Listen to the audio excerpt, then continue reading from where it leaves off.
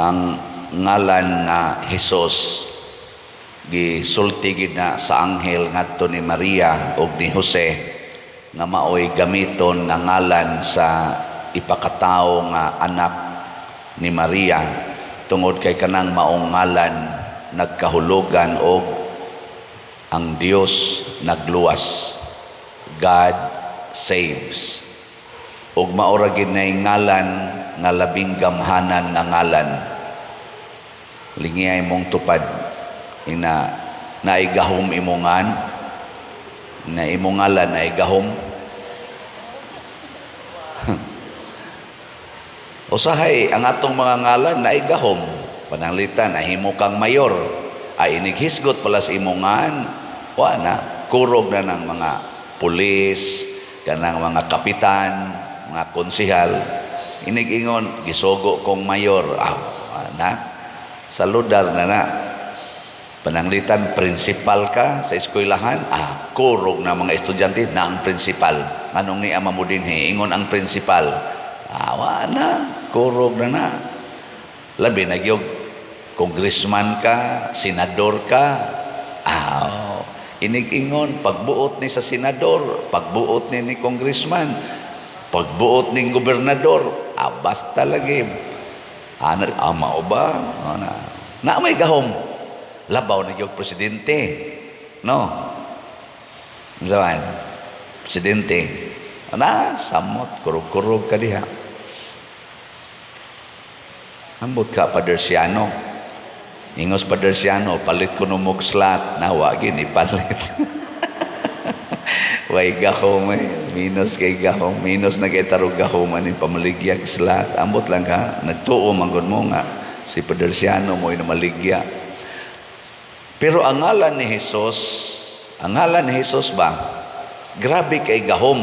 Kay kining tanang mga ngalan nga kung gisgutan ngan sa kapitan, mayor, unsa diha, congressman, senador, hangtod presidente sa Pilipinas or presidente sa lain-laing nasod, kining tanang mga ngalan ang mutahod ani kadto sang mga tao nga under sa ilang gahom.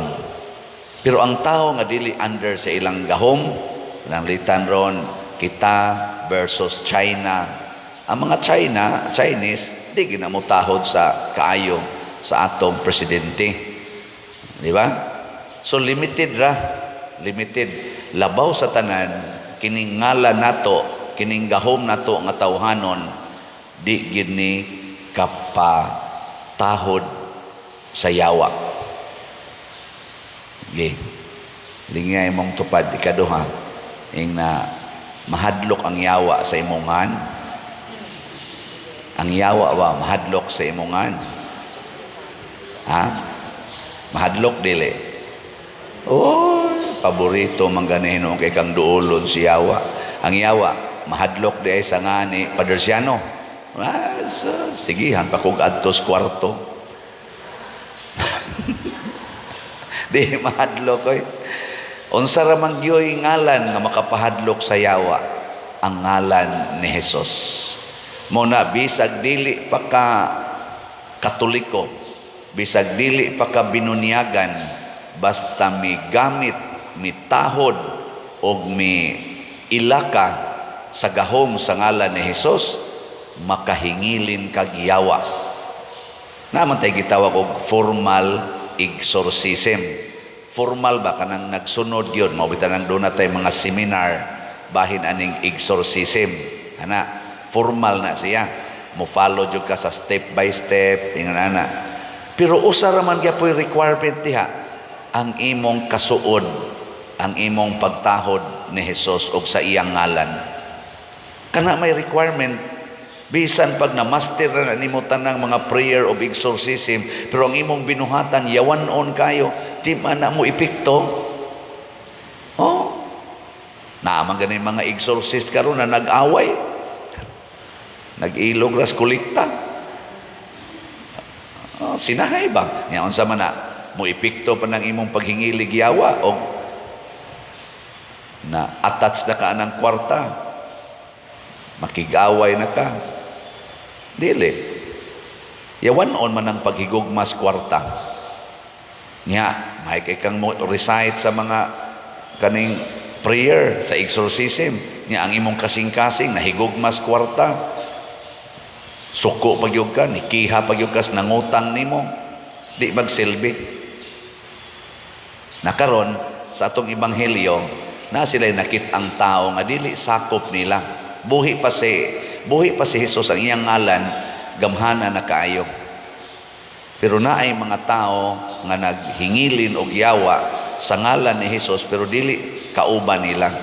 Ilang gibadlong nganong nagamit-gamit mangkasngan sa among master nga di man kasakop namo.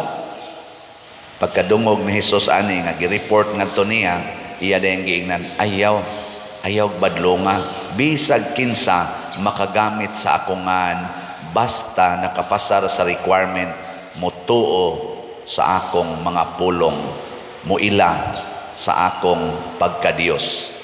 Iling niya imong tupad, ing nasigi ka gamit sa ngalan ni Jesus.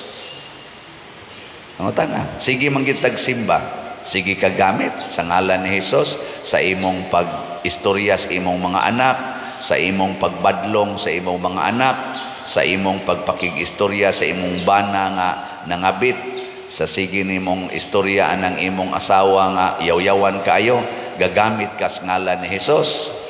Sa imong paghandol anang imong silingan nga libakira kaayo, sa imong pagpadagan sa imong negosyo, nagamit ka sa ngalan ni Jesus o imong ngalan. Labi na gyud makigdeal na ka o mga transaksyon. Basig imong ngalan. Na musangko ginasway hinungdan. Mobitaw din kani akong pagpamaligyag slat, sige ginin akong sulti ang iyang grasya. Ngano man, kay sa ngalan man ni Jesus, padanglitan, awa ha, is BF Dag para sa atong kumbinto. Unsa may atong meaning anang is BF Dag? San Vicente Ferrer's Daily Abundant Graces. Kinsa man ni si San Vicente Ferrer ang nagpuyo sa ngalan ni Jesus ug sa kabubutos Ginoo. Maobitan nang naa siya dihay saying na atong giprint sa babaw, gi-recite ko nato be. Ready, go. Whatever you do, think not of yourself but of God. O mo na si San Vicente Ferrer ang nakasentro sa iyang kinabuhi, sa iyang hunahuna o sa iyang kasing-kasing, maura gyud ang Ginoo. Mubuhat siya basta paras Ginoo. Ato sa nang gisunod, paras kumbinto, palitag slat, is BF Dag, 500 pesos. Sige ka na, bilingay mong tupad. Yung nasa ngalan ni Jesus, palit nag slat. Di ba? Nindot kayo paminahon.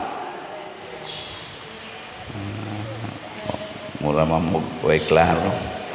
Sige, kanisang ikaduhang slat, special slat, para sa ni sa Kapilinya di Fatima na amantay 6 million nga erase dito para mabayran ang part 2. Unsa man say meaning anang MMHD? Mother Mary's Daily Abundant Graces. Tinuod na dili. Daily Abundant Graces. Ngano man kay pagbuot sad sa Ginoo nga si Maria mahimong full of grace. Nya kay full of grace man siya, makahatag gid siya daily abundant graces.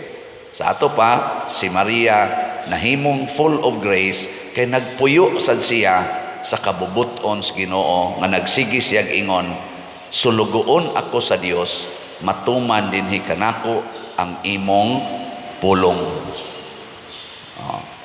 Nya tag 1,000 na atong slat ana. Gusto kag daily abundant graces or daily abundant disgraces? Unsa imong gamitan sa imong kwarta? For daily abundant graces or daily abundant disgraces? Sige, gamitan ang imong kwarta para sa imong kaugalingong kaayuhan. Sama aning giingon diri sa unang pagbasa, muadto ko sa siyudad ugma Mupuyo ko dito usa ka tuig, mo trabaho ko, mangwarta kog maayo para sa akong kaugmaon, para sa akong future. Mao man na ato sahay, magnegosyo ko, magtigom yung ko, kay doon ako'y target nga akong himuong project for my own safety and pleasure. Pero matod pas unang pagbasa, sa igingon rin ni Santiago, hoy, wa mo na minaw. Pamati kamong tanan. Matod pa niya diri, apan wala gani kamo masayod kung unsay mahitabo kaninyo ugma. Sama ramos gabon nga makita karon sa makadiyot na manggabon ba nas bukid. Igpasiplat nimo, hala, naggabon nya, nilhig dayon ka. Igsunod nimo hangad napa kasagaran wa na, hala, wa na may gabon, sidlak na mga adlaw na wa. Ingon ra kuno taana, muratag gabon nga makita sa makadiyot ug unya mahanaw. Nakadungog mo atong nahitabo few days ago nga nakras ang helicopter nga gisakyan sa presidente sa Iran, kuyog sa iyang pipila ka mga opisyalis sa ilang nasod. Diha patoy sa to mga ministers niya. Nahurot yun. Way siguro karon inig humas misa, hurot yun mo. Adi din na pwede. Sa ato pa, katos President Ramon Magsaysay, nga nakras ang eroplano diha sa Mount Manunggal, siya may gi-highlight, wa dito siya kuyog nga nangamatay. Ha? Siya ra dito yung namatay? Daghan oy, kuyog niya. Ana.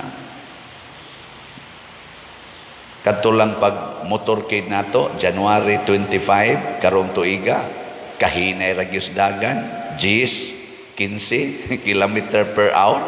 Hinay yun. Sige pa may kantag, kanamo maluoy kaunta kanimo nang ilaba. Na, kuyapan ang akong driver, si Edgar, nilusot na mi atong padung nas pangpang, ugwap ag itong tuod, katong tuod nga nakasabod. Tayo na katong tuod karon, oy, liam asa naman itong tuod. O ato niya tong pakitaan niya ko ato kay hagkan ko tong tuura. Ako man tong butangan og kuano niya na caption ato tong exhibit din.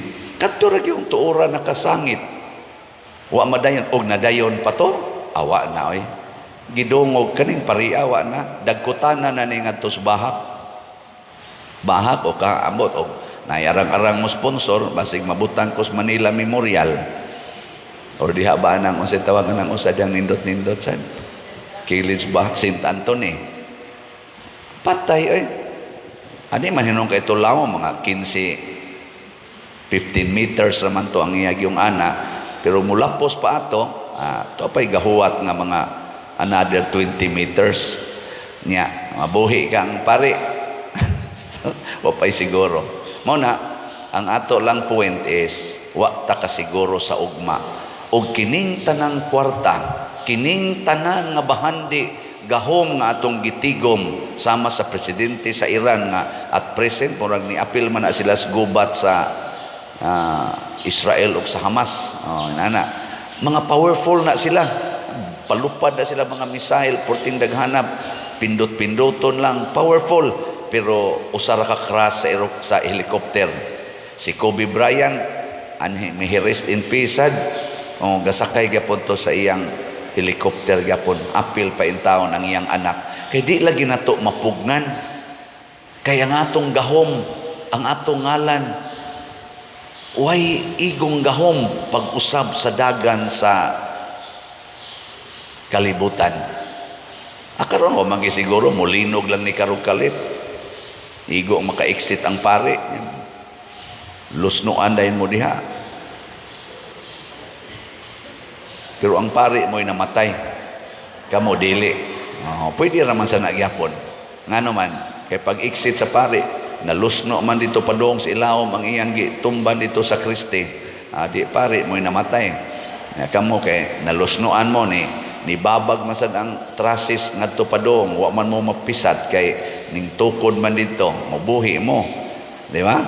Kamo sa no tuusan mong kamoy akong pati. Patiyas ang pare panagsay. Kapoy na biya kay baligyag slat ako sa mong i-update ang atong slot sa SBF DAG na natay halin nga 22,040 ka slots. Atong pakpakan ang namalit. Yes, salamat kayo. Pero naapay 37,960 ka slots nga available. Nga doon na sa NCI 16 slot challenge nga 8,000 pesos per challenge na nasa tay 23 slots nga challenge nga nadawat. Anya nga ato sang katong MMHD para sa atong Kapilinya di Fatima naabot na sang atong halin og 468 naasay napay 5,532 ka slots nga available. Ato sang pakpakan ang namalit niini. Salamat kayo. Nya ang challenge nako aning MMHD kay Month of Mother Mary maron karon na May, mamalit lang dagtag sa kaslots kamong tanan nga nakabati aning akong announcement. Palit lang mo kuan gikas bata ngadto sa kinatiguangan, palit lang tag usa ka slot until May 31, 1,000 pesos na namoy daily abundant graces. Nya naasad tay atong DSAP katong investment slot open pa man ni karon, 500,000 pesos per slot nga naay 25% per annum nga atong ihatag nga interest, niabot na sa 195 ang atong halin. Pakpakan sa nato ang mga DSAP person. Salamat kayo. Mao na nga importante kaayo ang atong paggamit sa ngalan ni Hesus. Naa diha ang gahom. Nya kinsa ra may makagamit sa ngalan ni Hesus kadto rang matud pa niya suod nato. Kinsa may suod niya ang nipuyo sa iyang kinabuhi. Ug ang usa sa mga highlighted kaayo sa kinabuhi ni Hesus kinig yung kakabos. Gani ang iyag yung nagunang mga tudlo sa iyang pagsangyaw kay mao sa di makapapahawa sa yawa ang iyang gitudlo, bulahan kamong mga kabos sa espiritu kay mainyo ang gingharian sa langit. Mao nay tubag nato sa atong salmo karon. Katapusang lingi sa imong tupad ing na mahigugma kang mahimong kabos, na mahigugma ka nga mahimong kabos. Ana moingon gani siya, unsaon man na paghimo ing na ihurot og palit og slat ang imong kwarta, nya makadawat dayon ka og kalipay og kalinaw. Matod pa diri sa usa sa mga stansa sa atong salmo karon, sa atong salmo nag-ingon, apan dili gayud makaluwas sa iyang kaugalingon ang tao ni makabayad sa iyang kaugalingong lukat ngadto sa Dios. Dako ra kaayo ang bili aron maluwas ang iyang kinabuhi, dili gayud siya makabaton sa igo nga kantidad aron mabuhi siya kanunay og dili malaglag o mamatay. Dako ra kaayo ang bayad aron ta mapirmanenteng buhi. Kinsa ra may nibayad once and for all, ang dugo ra gyud ni Kristo mo inibayad nato. Every drop of Christ's blood naghatag nato kinabuhi.